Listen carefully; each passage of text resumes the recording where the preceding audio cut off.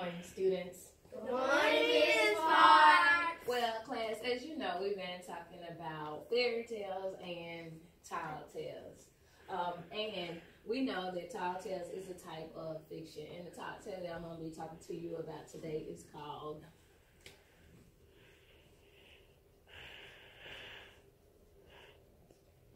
John Henry. John Henry. And while we are reading this story, or while I'm reading this story and we're discussing this story, I like for you to identify the characters, the plot, and the setting. The characters are The people. the people, or the talkers in the story, and the plot. Tell me more about the plot. Make sure we all there. I don't know what plot is. Anybody? No, ma'am. The plot is the story. It's the main story. It's what happens in the beginning, what happens in the middle, and the end. It is how the story begins, and then it builds up, it rises in action to the climax, the major point of change or the major point of action, and then it starts to decline where the story ends. And that is the plot that I want you to pay attention to. Yes. Are we good with plot? Yes. All right, what about setting? The setting is where where the story takes place. Where it takes place, and also Tell you what. Like Where. where. We say where. Like where they at and what are they doing? And the time. Where and when this story happens. All right. So lately we have been talking about some other tall tales. We talked about that's a fairy tale, Beauty and the Beast. The tall tales. Paul Bunyan and Pecos Bill.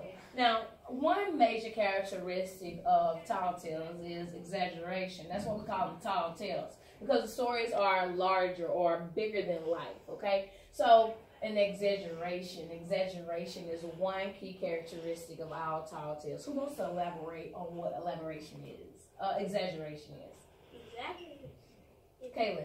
Kaylin, and then we can just go on. Kaylin, Isaiah, there, Cheryl, you can go ahead and just elaborate. What's exaggeration, Kaylin? I think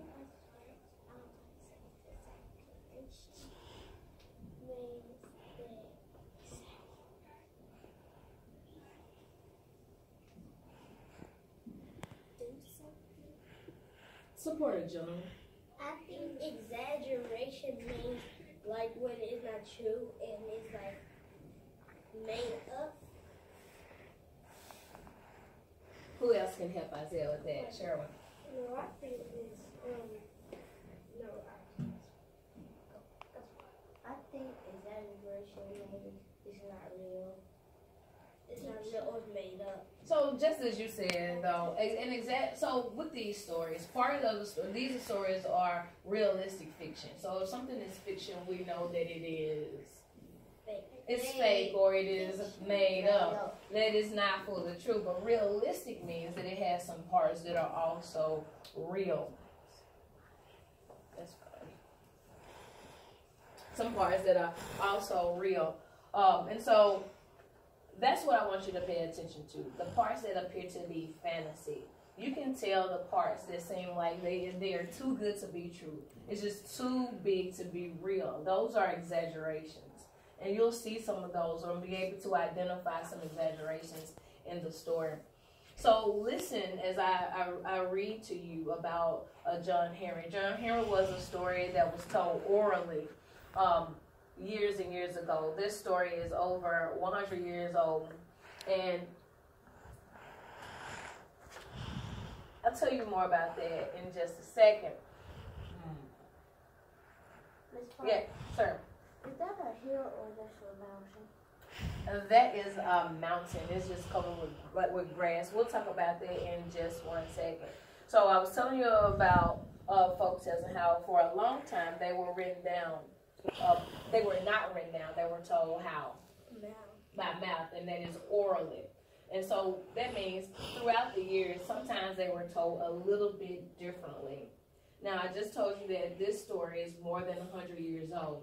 And those times when they first started telling the story, many people didn't believe that it was a true story. They thought that John Henry was a fictional hero that was a symbol to represent other people who worked to lay those railroad tracks. But nowadays, some historians who study history now know that John Henry was a real man and that many events in this story actually happened. We know that we've been talking a lot about the United States. And if you track the map over there, in what direction did the United States begin? Northeast. In the northeast, in the east over there. But then we know as time progressed, as more people came and immigrated over to the United States, what began to happen? It Started spreading west. Transportation during this time. Tell me more about transportation during the westward expansion. How did people get around? They use horses. Horses, animals for transportation. Trains and buses. Trains. I don't think we haven't really got so deep into trains or buses just yet. So if we track up here, if you look over here, someone just asked me about that, and we'll come back to that. Wait a minute, I'm going the wrong way.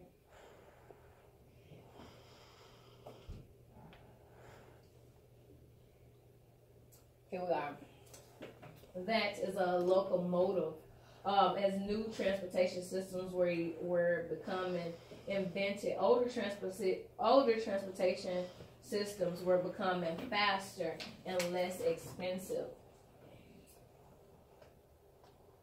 As the railroads were expanding west, they had to dig through some tunnels and to plow the tracks, and they had to dig right through the mountains, even by hand. And so you can see there are some men working to lay those tracks. It was hard work.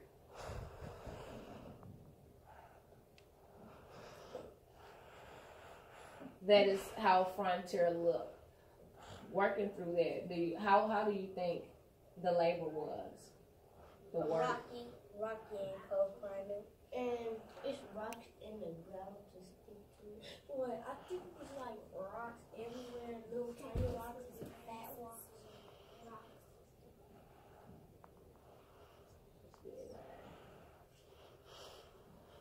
All right.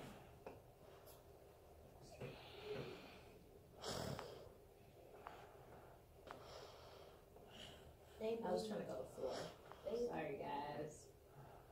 So here, those are the mountains we were looking at earlier. Those are the Appalachian Mountains.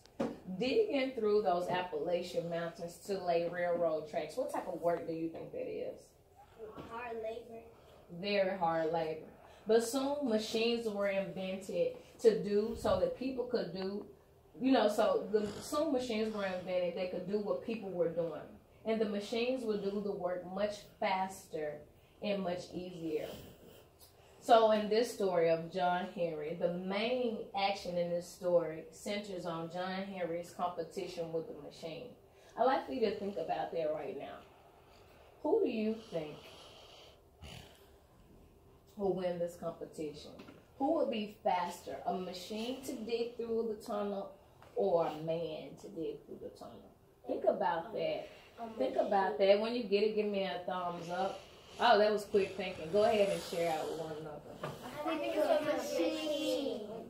I think it's a machine because a man gonna take like a week to dig it. With a pickaxe, yeah. I think it's gonna be a machine because like machines are much faster than our bodies. Like they can move way faster, 100 times better than our bodies.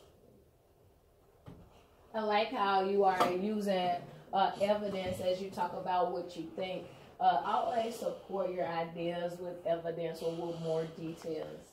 I like for us to continue. Anybody else want to share out what they predict? Because at the end of the story, we will revisit your predictions so that you can tell if your predictions were in truth correct, or if if the man was quicker than the machine, or if the machine was faster. Did everybody make a prediction? I think the machine is going to be faster because it's going to take all night, and it's gonna be cold for the man to work with one person with a pickaxe. I think it's a machine because a machine is like a balance but a machine is better and it's stronger than it. And it digs through fast, and it never gets cold or nothing. But the man does. But what if it's rain? There are a few